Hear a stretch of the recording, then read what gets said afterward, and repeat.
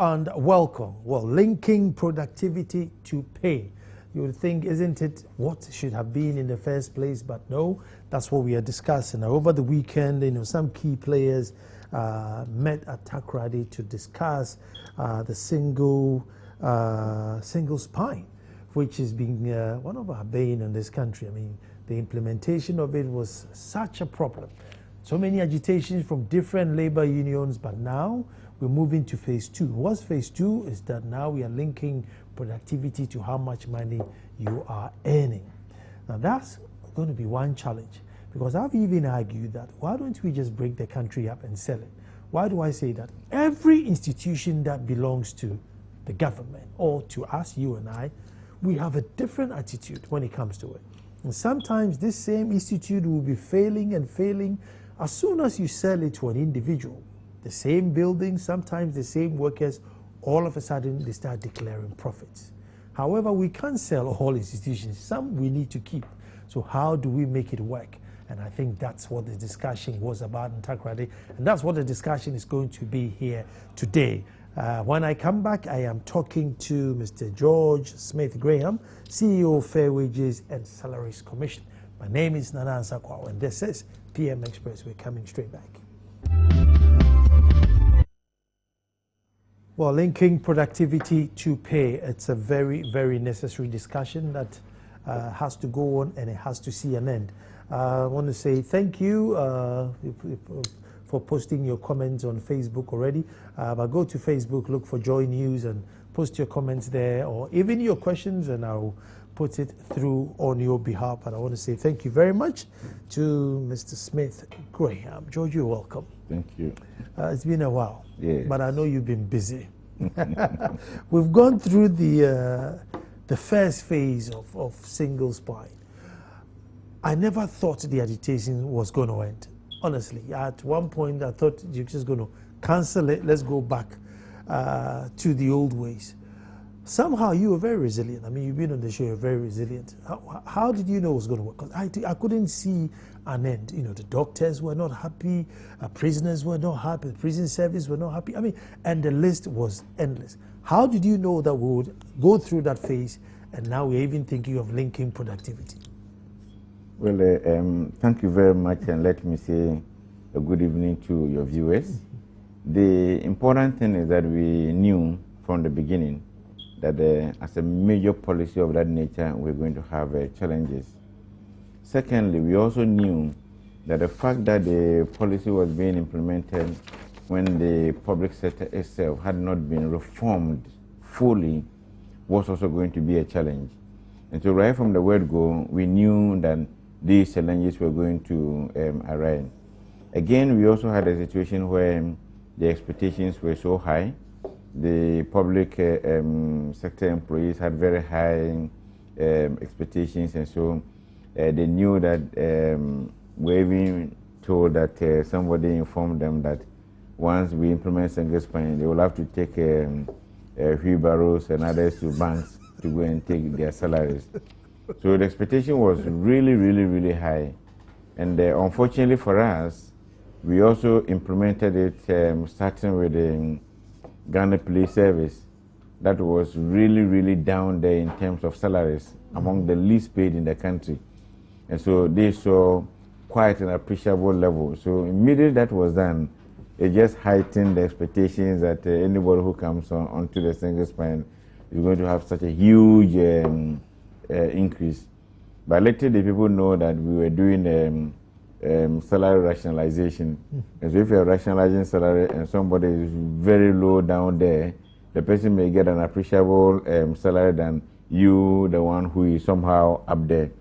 So that was the challenge, and we knew that being a major policy of that nature, those challenges will come, because it's a very serious strategy change management issue, and the approach was what brought about the difficulty and also our inability to manage public expectations. So all these things, and coupled with the fact that the institution itself was new. Mm-hmm. The Fair Wages and Salaries Commission itself was new. The institution had just been set up, and we didn't even have, and we still don't even have the full complement of our technical staff. So the pressure of the work, putting together the structures of the institution itself, and working on such a major policy in itself was also a challenge. But we knew that as time goes on, the issues will be resolved, and it just required patience for us to deal with them. So we knew we'll come to a stage where things will stabilize. The one thing which I think we were struggling with, I think, was it premium, which, you know, certain professions expected a certain premium to be paid, and, you know, has that been settled, or is there still this dispute as to whether they pay this premium or not? No, the challenge is there, but thankfully in 2013, government issued a white paper spelling out clearly what the premium should be and how we should manage it going forward. And so that somehow brought about some reduction in agitation for the premium. And it's one of the things that from hindsight, I think the alternative would have been more difficult and could have affected the implementation of the policy. But from hindsight, I think I'm sure would have been better of going that alternative of not giving the premium at all, giving people conversion difference, and then going to the difficulty, because we had the difficulties anyway. But the important thing is that now there is a policy, and so the white paper is now guiding the implementation of that. We've also done the labor market survey, which is supposed to determine the scarcity of a job on the market, and then how critical the job is. And so once that is done, we'll be able to now use that to really pay the market premium as it's supposed to be paid, and not the interim one that we introduced. I think the last time we did was 2010, when we did a proper labor survey, or has it been done before? When was the last? I'm not sure this level of labor market survey we've done has been done before. Okay. Yeah, okay. But I have not cited any such report before. I mean, this is the first time we are doing such a massive labor market survey, and also doing price comparability between the private sector, the public sector, the NGOs, and all that. And so it's a major job that was done by the Ghana Statistical Service. And very necessary. Very, very because necessary. Everybody says job, and you ask, you know, which jobs and where and what qualification, and nobody's able to tell you, exactly, you know, where it is. So I think that's a very necessary step. So moving on to phase 2 now is what happened over the weekend. All but 2 institutions, pretty much everybody who's supposed to be on single spine is on now. So now we're moving on to stage 2. And what is stage 2 entails? Well, a major question has been answered. Chicken and egg. Should it be the chicken first or the egg first, and all that? That question has been answered. We've gone ahead to implement the policy. Having implemented the policy and now paying people based on the values of their job. Now we've gotten to a stage where you are being paid based on the value of your job, so it will be expected of you to deliver what you have been employed to do. That is where we've got into now. And so we are now going to try and link pay to productivity, and also institute a public sector-wide performance management system. Once that is done, it means that if you have been employed to be a cleaner, you will now be performing your role as a cleaner, and there will be a supervision to ensure that you are performing that role as a cleaner. Periodically, your performance will be monitored, and final appraisal will be made. And if at the end of the day you become a consistent underperformer, then government may probably show you the exit. But if it requires that training, some form of training and other things will be given to you, that will also be done. But we are not doing that from right from the word go. The policy had been rolled out somehow within the public service, but the approach we are going through now is, first of all, to even establish what the public sector's contribution is when it comes to the growth of the economy. Yeah, that's very technical. Yeah, that's very technical. And we had what we call a roundtable conference on national productivity last year, a very successful conference. And in about 2 months' time maximum, we'll bring the economic brains we have in this country together to come and debate and discuss how we'll be able to determine public sector's contribution. Because when an economy grows by any percentage, the growth is coming from both the private sector and the public sector. We should be able to know the public sector's contribution to that growth. And having known the public sector's contribution to that growth, we will then be able to then move on to know exactly if there is any benefit that the public sector is supposed to get. We will know how those benefits will go to the public sector in terms of the negotiations. That will be at the macro level. But we need to go a step further and now deal with the micro level where the individual performance will be assessed, as I mentioned earlier on. So these are the processes we are going to go through, and we will eventually have a national productivity forum organized. We will develop national productivity indices, and it is something that even the Ghana Employers Association, the Association of Ghana Industries are also very interested.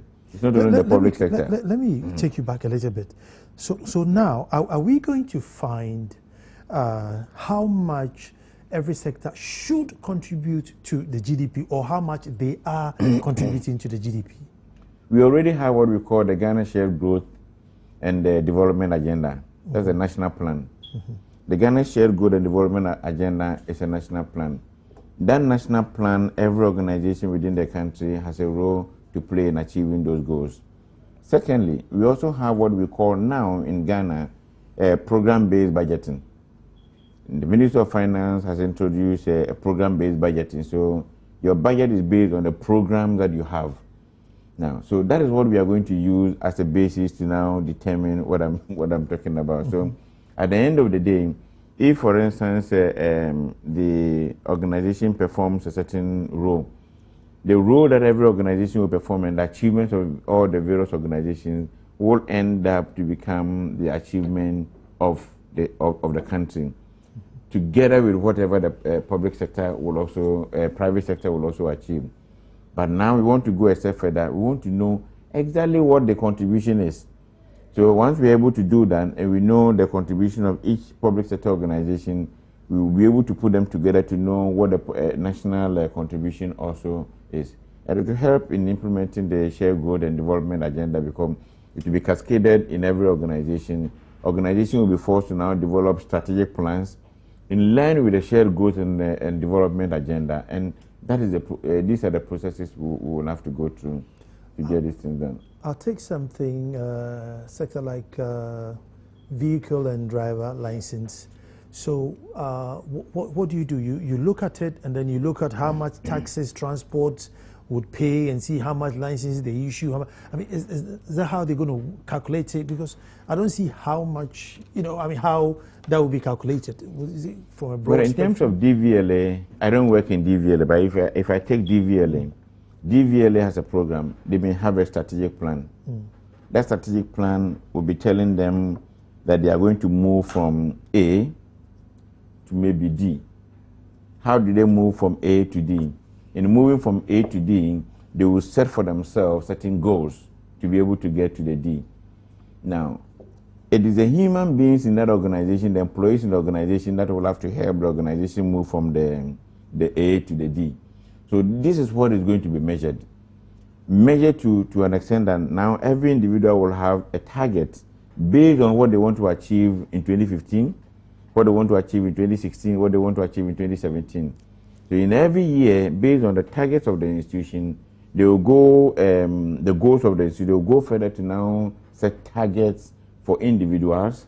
And those individual targets are what, when the individual achieve, will eventually end up as the collective objective or goal of the organization. So these are every organization, be it a productive organization or a service organization or whatever, you all can implement a performance management system and be able to assess the performance of people.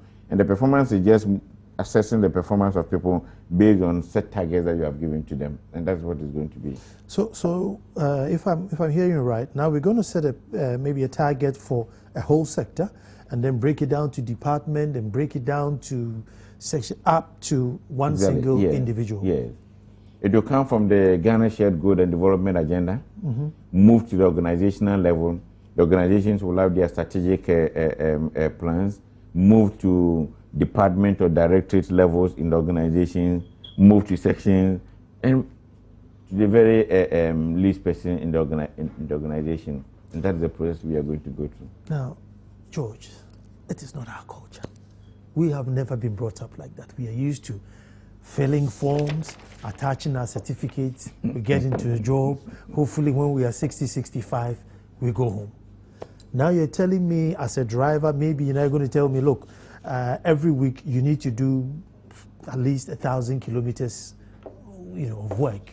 That's going to be a culture shock for us. That is why I keep mentioning that performance is a cultural issue.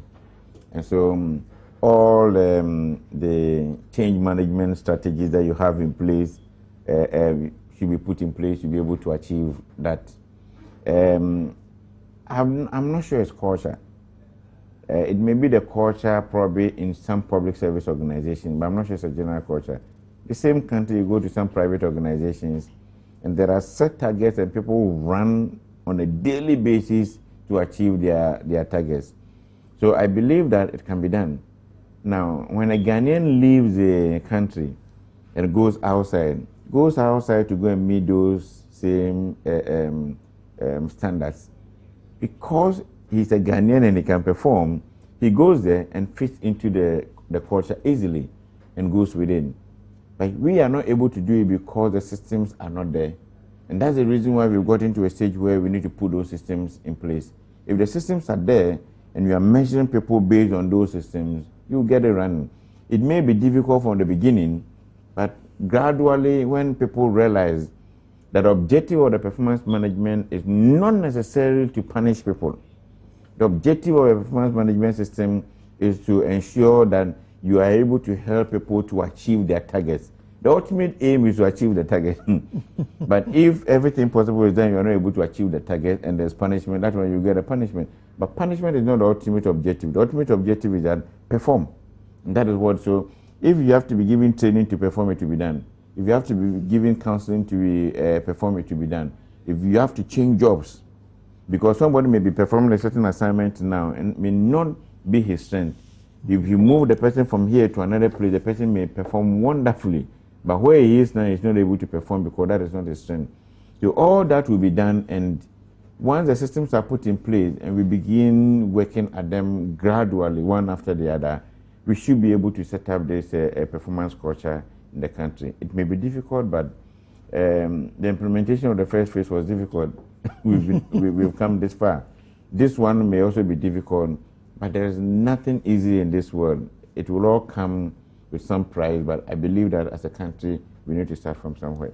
Now, would it not be a shame after all the hard work? And I think now, because I remember I was one of the people who was against, I thought that you had a very hard posture, and therefore the unions were, always agitated when he goes, oh, his posture is no good. I was one of them.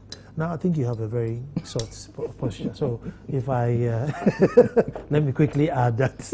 Now I think your posture is very union friendly, but you're still very assertive, which is good. And won't it be a shame that you go through, what you're saying is so good. Go through all this, put it on a white paper, blue paper, whatever the color paper is, and then you turn up at the sector and they say, look, the money hasn't arrived. We don't have the money. We haven't been supplied cars. So therefore, the driver can't put in those kilometers. The guy can go and spray the cocoa farm because the Kati hasn't arrived. It would be such a shame because you've set him the target, but having provided him with, sometimes the very basics that they need. No, that's the fact. You see, I've worked in the private sector before.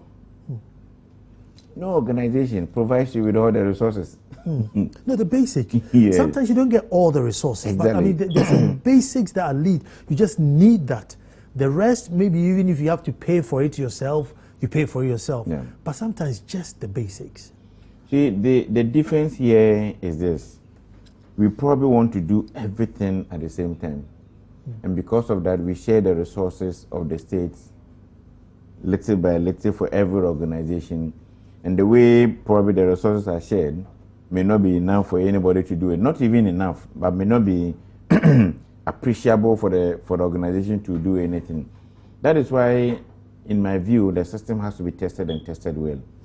I am saying that it may not necessarily only be because of tools that are not available. And I'm very convinced about that we need to test it. I believe mindset change is plays a critical role in any organizational transformation.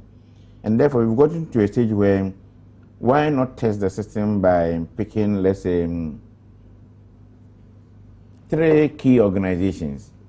Now, those 3 organizations may require certain resources to perform.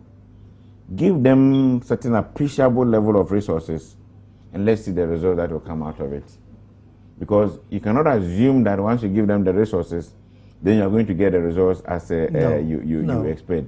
No. So we need to test the system and begin to see the preparedness of the public servant to want to achieve greater performance. So that is what we need to do from now on. So the system will have to be implemented in such a way that if you do that and you begin to see results, those results may not only benefit that organization, they may be results that will help increase revenue in those organizations for a better good. Then in that case, the following year, you can do the same thing, and then what they were able to generate, you can redistribute to other organizations as well. So we can, in my view, it has to be done so strategically that at the end of the day, we'll be able to tell that, look, what is required of the public service is the tools, or what is required of the public service is the mindset, and the change of the mindset for, look, I'll give you a practical example. If sometimes you see the resources of my organization, it will amaze you. You'll be amazed. But the point is that we all know that we cannot go and tell anybody we don't have the resources. When the labor unions are on strike and everybody, you still need to work. So in spite of all these difficulties, we put in the best that we can to ensure that we achieve what, with very minimal resources, people go to every length to make sure we achieve whatever we have to achieve. And so the resources may be key, but I believe that once we start that, government will also be able to provide those resources somehow. But my view is that let's test it. Let's test it to see the preparedness of the mindset of the public servant to achieving higher productivity. Some of them are doing it already. Let me ask you, maybe it's an unfair question. If you were to choose maybe 2 sectors to pilot on this performance things, which one would you choose? I can choose Control and Accountant General Department. I can choose Control and Accountant General Department. If you are able to, for instance, to work within Control and Accountant General Department and help them to, with some of these targets, to improve, huge monies may be saved to the state. I can choose Ghana Revenue Authority. Yeah. So you can choose them. Now, so you give them the resources that they require, at least to be able to undertake the necessary reforms and other things, because the rippling effect will be far greater and the benefit will come to everybody. Yeah. So if we want to do that, we can do that. The selection may not only be just to select an organization, but it may also be based on the strategic direction of the country and of the government. If the strategic direction in the next 2 years, 3 years is towards this area, which are the institutions that can help you achieve those strategic goals? So you choose the institution that fit into those strategic goals. So it will come with even government's own plans as to what government wants to achieve in the next 2, 3, 4 to 5 years. I'm going to take a break here, and when we come back, we just want to find out, I mean, as we all sit here, you enjoying your television, if I were to ask you in the next 5 years, where do you think the nation is heading towards? So you can, even if willingly you wanted to support, you know which sector to support to help that direction. That's become one major issue. So hold on, we are coming back to find the direction. We'll move.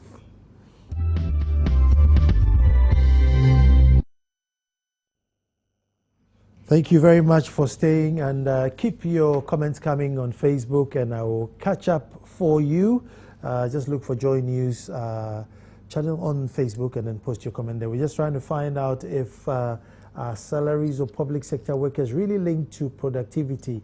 What do you think? Post your comments there and I'll read it. But just before we went to break, we're just trying to find out the direction of the nation. And every sector somehow would have to gear themselves towards this direction. And is that not going to be one of the challenges? Because the average Ghanaian, including myself, don't come pinpoint that, look, in the next 5 years, we are going heavily on agrarian, or we're going heavy on ICT, or we're going to go heavy into automobile building. I don't know. We just live one day at a time. I don't think so. I think that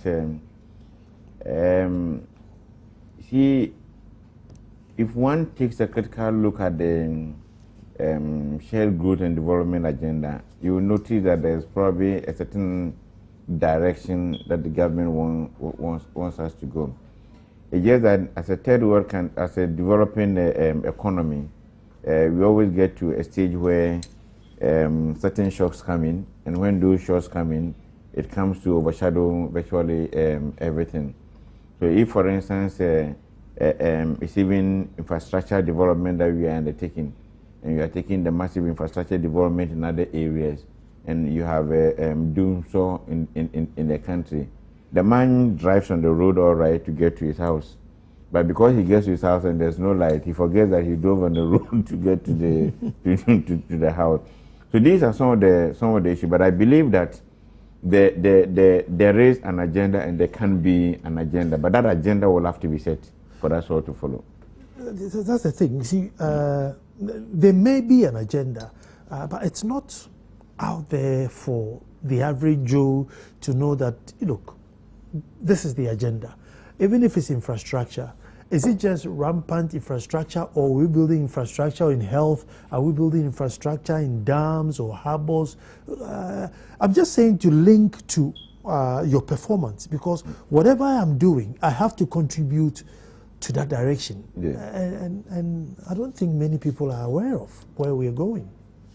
Well, it may be so, and I believe that if even that is the situation, once we begin to put these systems in place, it will become clearer and clearer to everybody, the direction we are all going.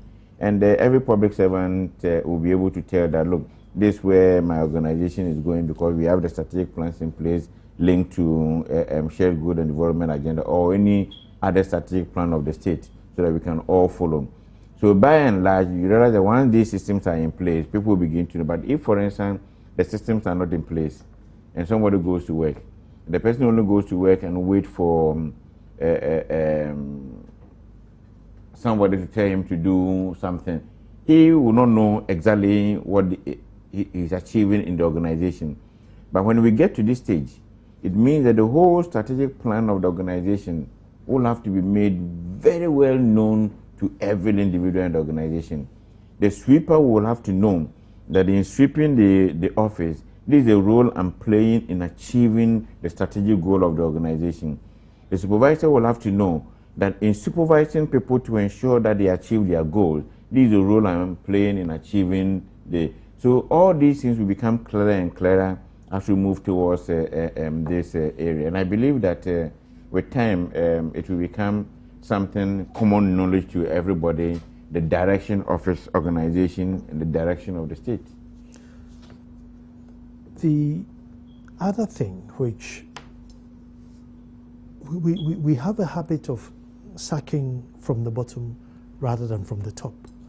So somebody sits at the top of the organization.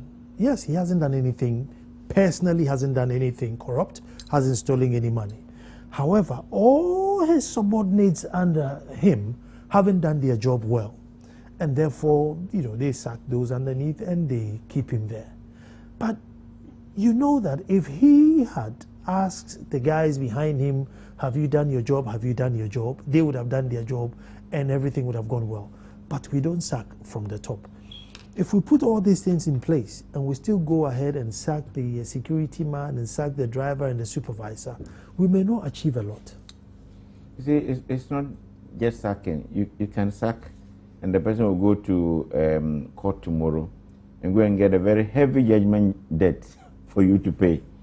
It's not just about firing. It's about what system do you have in place to measure that individual's performance. If that is not there, measuring the person's performance in itself becomes problematic. So once you fire the person, it is so you've played a political card. Tomorrow you see him in court, and a judge will rule on his behalf. But assuming you have assessed the performance of the individual, you've given the person set targets, he has performed, he didn't perform well, you've drawn his attention to what he's supposed to do, the thing continues, and you fire the person. The person can go anywhere, even to international court, and he will not get any. He will not be able to win. But if the system is not there, that is where you will have the challenges that we are having at the moment.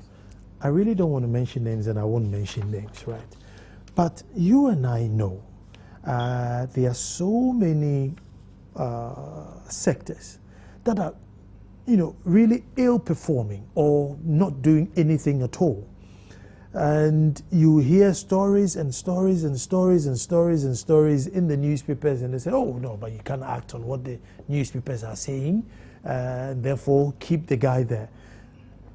However, the numbers is clear that this institution is not growing. It's failing. It's in debt. They've made decisions that are very poor. Indeed, if they own the decision, if they own that company personally, you could bet they would never have taken those decisions. But for us, well, it's a it's moral. It's a morally wrong. It's not criminal. So we'll still pay him. We'll still give him his driver and his bungalow. Let's keep him there. You can't develop with that culture where, you see something obvious, but, well, unless you bring it to me in black and white, let it ruin. It comes back to the same point I raised. How did you measure the person to say that? Is it because you heard that the person has taken certain decisions and numbers are dropping? What if it was a strategic decision that they were supposed to take as an organization, and they took those strategic decisions, and the strategic decisions probably didn't work because they expected to get certain results, but because they took the time and the systems will have to be in place. If the systems are in place and you are measuring an institution's performance, it becomes easy. If you are measuring an individual's performance, it becomes easy. But if the systems are not there, it becomes hearsay. Oh, they spent X amount of money on this. But it may be necessary that they spend that X amount of money because they are expecting to achieve results maybe in the next 2, 3, 4 years, not immediate results. No one can tell. But that perception is what will fuel the non-performance. So it's a bit dicey, and I believe that the first thing will be to have the clear targets for them that, look, this is what you are supposed to do. The targets have been given to the board. This is what you are supposed to achieve. They are not able to achieve those targets, so everybody can assess the performance and know that, look, they were not able to achieve, so they didn't perform. Instead of the current arrangement where it is based on one wild rumor that is put out there, or one decision that comes out that people think that it doesn't make sense. It may not make sense in the minds of everybody, but it may make sense in the mind of the strategic decision makers in the organization. So it all depends, and that's why I'm saying that we need to put the systems in place, and we need to be able to measure institutions and individuals' performance on those target that you've given to them. Well, it just becomes tough when the money or the decision you're taking is behalf on the people's money, because it's not your personal money, so then it becomes tough. But I'll move on. The issue of ghost names, I don't know if it came up on this summit, and how are we going to clear it once and for all, because it's lingered on for too long. It came up, and it is something that it appears we hype the negative the more. Mm-hmm.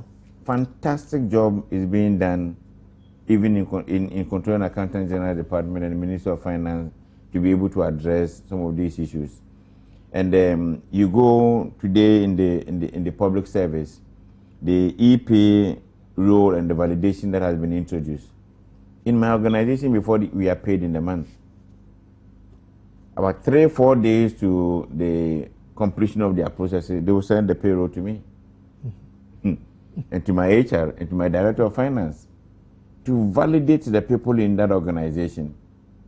And so, if there are ghost names, it means that I am misinforming Controlling Accountant General Department to pay those ghosts. Because you, as head of institution, it has been given to you. If somebody is not there, is dead, retired, whatever, you have an opportunity to say this person is not there. But do you know how many janitors you have in your institution? How many drivers you may have? How many gatesmen you may have? Do you have that information? Yeah, I do. My organization is not that big. Okay. But if even the organization is big, let's even assume that Ghana Education Service, which is the largest. If you take the Ghana Education Service, the Director General may not know everybody, but the Director General may know the regional offices. It can be given to the regional offices. The regional office can give it to the district office. The head teacher in the school will know. The head teacher in the school will know that I have this number of drivers, I have this. So if all of them are doing what is expected of them, I'm sure we should be able to deal with these ghost names. And all these measures have been put in place. Very major reforms are being done within the Ministry of Finance and Control and Accountant General Department to deal with these issues. So already measures are being taken. It's just that sometimes something comes up and the negative news sells. So that becomes what we are hyping on and hyping on. Negative news because I mean the amount of or the numbers that were on the ghost name list was embarrassingly quite large. You have the list? Well, I mean, I had Mona Kote on my show. Yes. And from one swoop, they were able to reduce it from 70%, the wage was 70% of GDP to 57%. One swoop. That's like 13%. I mean, that's huge. I mean, I don't need to say that. I mean, I had the deputy finance minister here. So that's, and again, out of this 13% reduction, we've never had, somebody being reprimanded or anybody being jailed or sacked, so that's what I'm saying, that we say, oh, because it was moral or because you didn't pay. If you do that, it's going to make your work difficult after you've come up with all that. If you don't sack from the top, we're back to square one. Well, I don't have the details of what she said, but I also know that the reasons why the wage bill is falling is based on the fact that in 2012, 2013, it was based on arrears.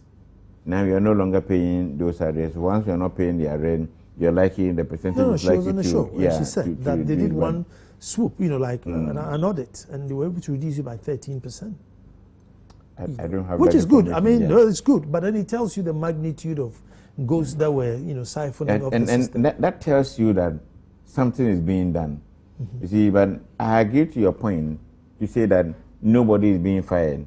You see, you can fire somebody when you can pinpoint to, let's say, a guilt that maybe the person deliberately put these people there, or see, because the man doesn't check the payroll.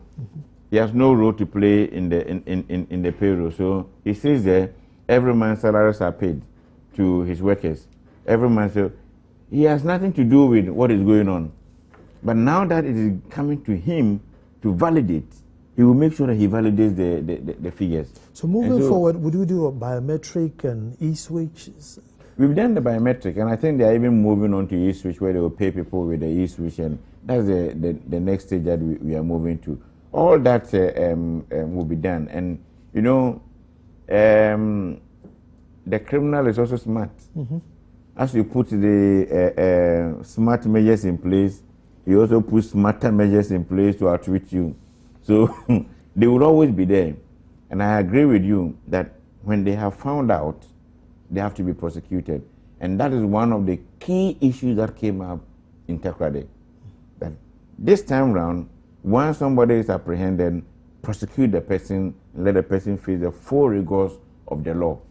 If it means that you have to, take any serious measure, depending on the enormity, whatever, the law courts will take that decision and people will prosecute. And it came up strongly in my group in particular that looked at sustainability of the pay policy and the payroll reforms. But was it widely accepted or? Widely accepted. This is general consensus. And let's punish people. Let's identify people who commit the error. Let's prosecute them. And it was widely accepted. You see, but the issue we have here, is that gone are the days when you hear that, this person took this money to go and purchase this item, the money didn't come and the item did not come. Now we don't have a control price. So everyone knows that maybe an air condition of a particular horsepower is sold between 1,000 cedis and maximum 3,000 cedis. Now he produces one for 7,000 cedis. He's bought the air conditioner, he's taken the money. And so that's it, let it lie. You know, we don't go further to say, look, it's not realistic. No. The situation is different. And as a chief executive, I can confirm what you just said. It happens. Once you go through even the procurement process, and they know that it's the state that is buying it, they put a certain huge margin on it for the simple reason that they don't know when they are going to be paid. And I remember we did a procurement of such nature. And when I saw the price, I was marveled. I walked to the shop myself to go and find out what the price of the products are.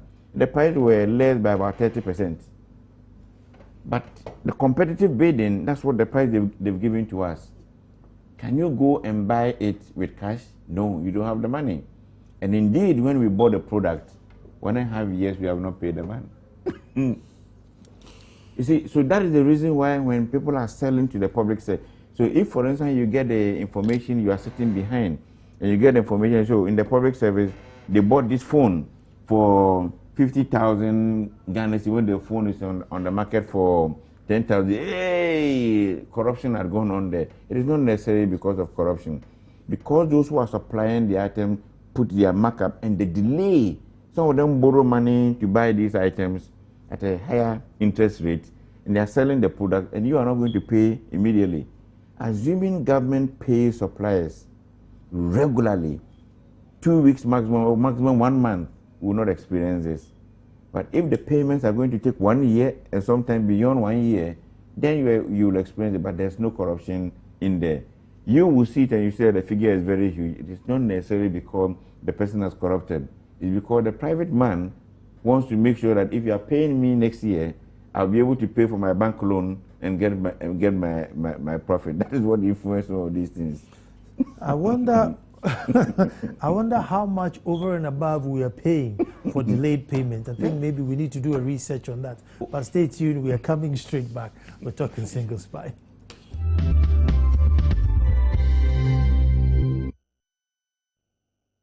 Well, thank you very much for staying. Linking productivity to pay. That's the second phase of the single spine.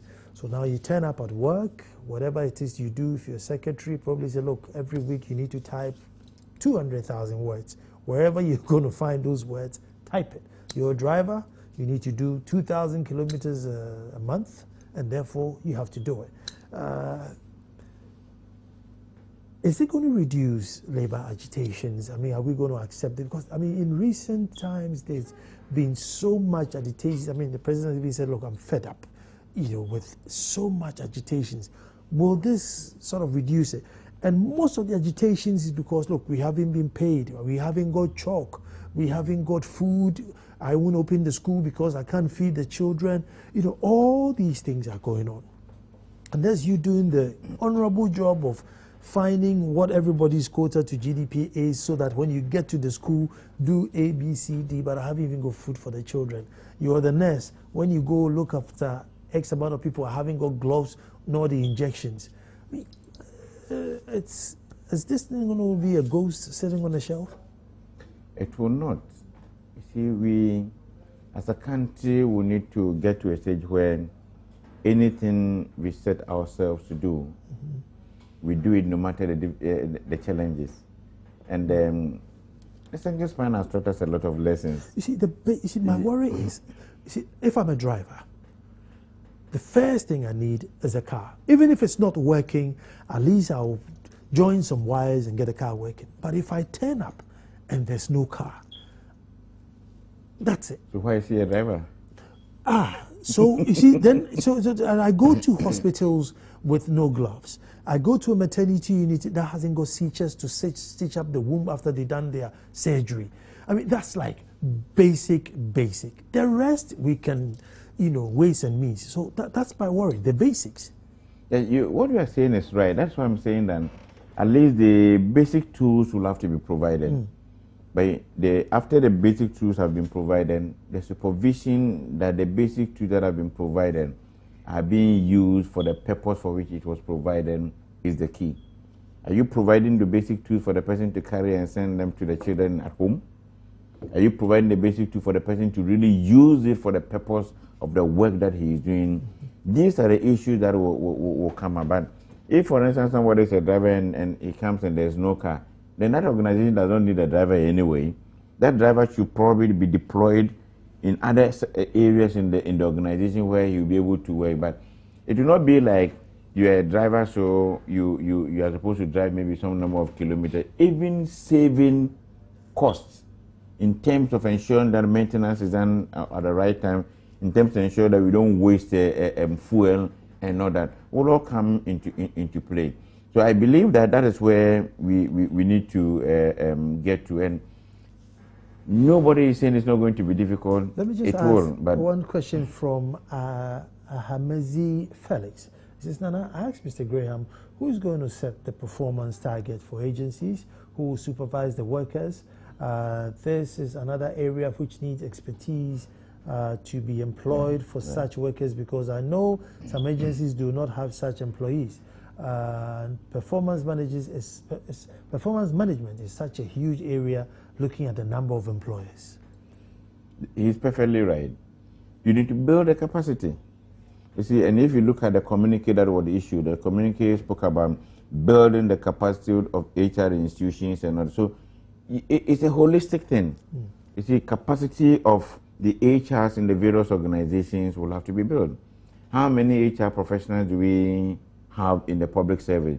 You need to build their capacity. You need to get them to go through periodic training and others. So all of that will have to be done. They will need probably even to be leadership and supervisory courses for people, so they'll be able to know how supervising people effectively will affect the bottom line of the organization and all that. So it's a whole holistic thing that has to be done. And I agree with him that the capacity has to be built. So if capacity has to be built as a country, we need to build the capacity and get it going. We don't need to say that it's going to be a Herculean tax and therefore we need to start it. And as and when the challenges come, we confront the challenges and make sure that we clear any headache that come our way to ensuring that we have a performance culture within the public service.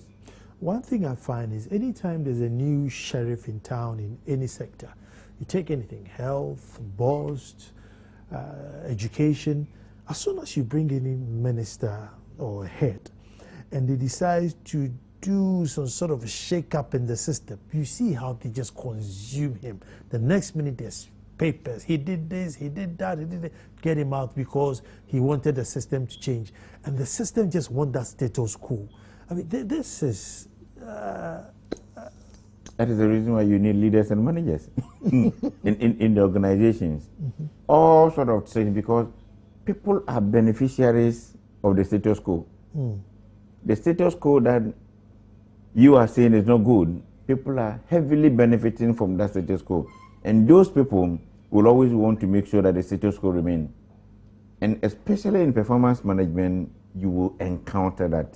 Because people are interested in seeing the situation as it is now, and the few people will be doing certain things and probably getting the perks here and there.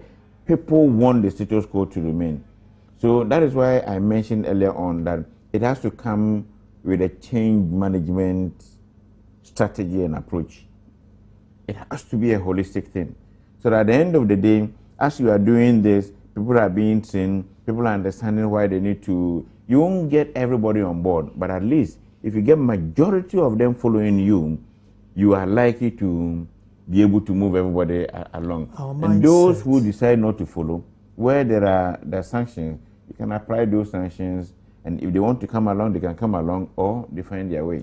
Our mindset, attitude towards time, and sense of urgency. I mean, are we going to have, like, leaders, inspirational leaders come to department and pep talk us? Because, I mean, these are three crucial things. Your attitude towards time, your sense of urgency, just walking briskly, to do things. I mean, we just not like that. We just, kakra krebe, how are you going to? I mean, I know we should do it. I'm just saying, how are we going to do it? You see, and that's what I said, that it will take a change in the mindset. Now, if people are doing it and they are being rewarded, many more people will want to do it. If people are not doing it and they are not doing it properly and they are not being sanctioned, everybody will feel that once there are no sanctions, they will continue to do the wrong thing. When where there are rewards, people will be forced to do it because they know that when the rewards come, they will do it. And a typical example, that's my personal observation.